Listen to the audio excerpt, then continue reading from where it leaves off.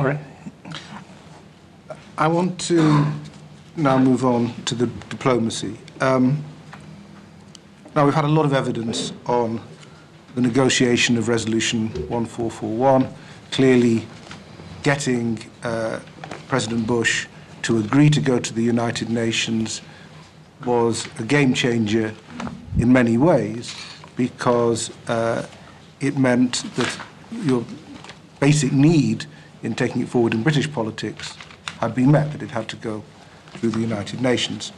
And we've heard a lot about the difficulties of the negotiations, the work of Sir Jeremy Greenstock, and so on. And we've been through the resolution itself, some might say is arcane detail. So we've done all of that.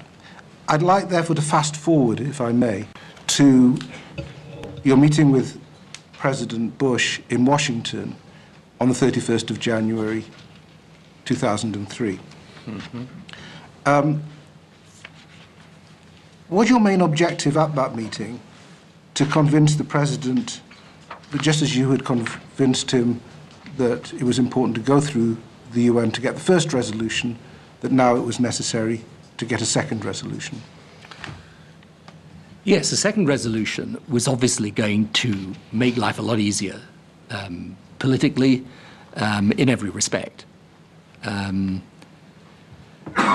The difficulty was this, that 1441 had been very clear, and I know you've gone through this in enormous detail with Peter Goldsmith, but just to emphasize the point, it was a very strong resolution. It declared Iraq was a material breach. It said that it had fully and unconditionally and immediately to cooperate and cooperate with the inspectors and so on. And it was a strong resolution. It specifically mentioned the previous resolutions, 678, 687, and so on. But as you've heard, the truth is there was an unresolved issue. Because some people, some countries obviously, wanted to come back and only have a decision for action with a specific UN resolution specifically mandating that action. We took the view that that was not necessary. But obviously, politically, it would have been far easier. Sir Roderick will be talking to you later about the legal case, but perhaps just to note that from the evidence we heard from Lord Goldsmith, the last advice you had from him before you went off from Washington was that at that time he believed that the legal position was that we did need a second resolution. Correct. So there was that issue as well, and that was another reason why getting a second resolution would have been important. Although Peter was not, I don't think, saying that that resolution had to be in those terms, but that you needed to come back for a further decision, as it were. Further decision, exactly. And we've also heard from Jack Straw that politically, at home, it seemed to be important to get it because it would make life easier for you with parliamentary party, cabinet, and so on. Yes, absolutely. What was the President's view of the need for a second resolution? Well, President Bush's view, the view of the entire American system, was that by that time, Saddam had been given an opportunity to comply. I think the resolution 1441 said it was a final opportunity to comply, and he hadn't taken it. Indeed, what we now know is that he was continuing to act in breach of the UN resolutions even after the inspectors had gone back in there. So the American view throughout had been, this leopard isn't going to change his spots. He's always going to be difficult. And so that was their concern about the UN route, in a sense, was that they get pulled into a UN process. You never get to a proper decision, and then you never get the closure of the issue in the way that you should. The problem, obviously from our perspective, was that we had gone down the UN route. We wanted to carry on going down the UN route. But the Americans had taken the view, and in a sense, we took the same view of the Iraqi behavior up to that period at the end of January, that they weren't complying. So, to be clear, the President's view was that it really wasn't necessary, but was he prepared to work for one? His view was that it wasn't necessary, but he was prepared to work for one. Now, it's been reported in the New York Times in 2006 that the president said at that meeting that the Americans would put the weight behind the effort, but that if it ultimately failed, military action would follow anyway. Is that correct?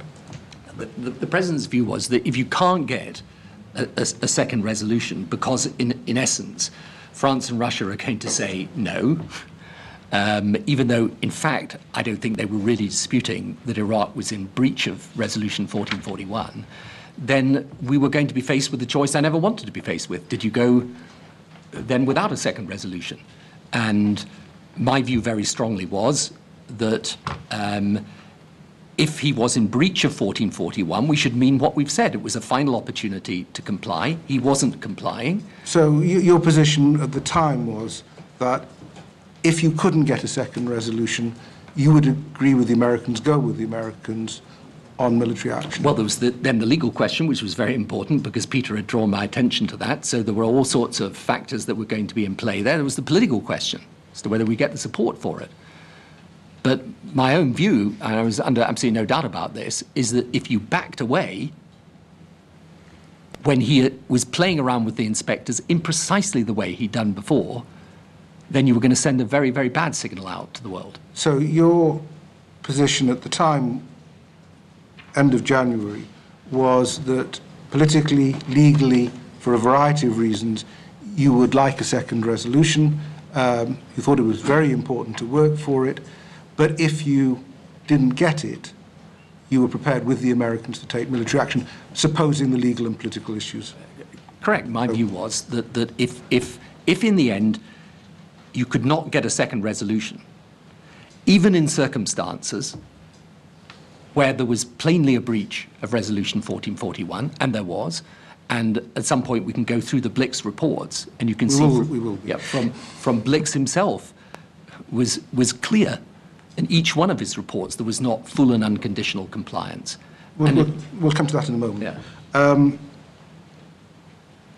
It's also been reported, and I don't think this is a big secret, that you were informed that the proposed start date for military action at that time was March the 10th. Is that your recollection? Whether it was at that meeting or around about that time, certainly, yeah. The date eventually slipped by just over a week. But, and is it also fair to say that the President was adamant that this military planning set the terms for the diplomatic strategy rather than the other way around?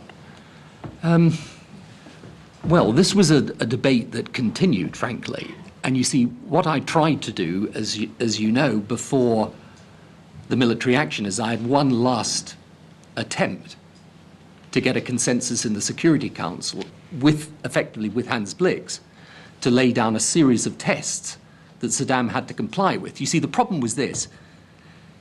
There was no doubt he was in breach because he wasn't complying fully, unconditionally, and immediately. On the other hand, people were saying, well, but give the inspectors more time, which is perfectly, understandable. And I was thinking, how do we actually get to the point where you force people to understand, and in a sense, Saddam finally, to decide whether he's going to comply or not?